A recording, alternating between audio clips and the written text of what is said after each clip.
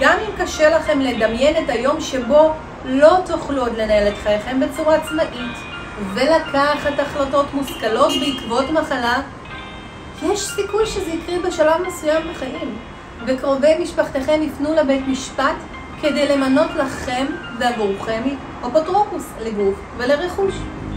שלום, שמי ויקטוריה דמיטריב, אני עורכת דין, עוסקת בתחום אפוטרופוס ועריכת מסמך מאוד חשוב, ייפוי כוח מתמשך.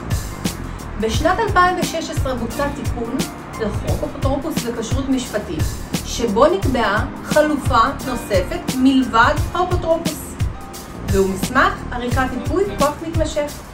באמצעות עריכת מסמך ייפוי כוח מתמשך אתם יכולים כבר היום, כבר היום, למנות עבורכם מיופה כוח שיקח על עצמו את כל האחריות אם וכאשר המצב הבריאותי שלכם יידרדר.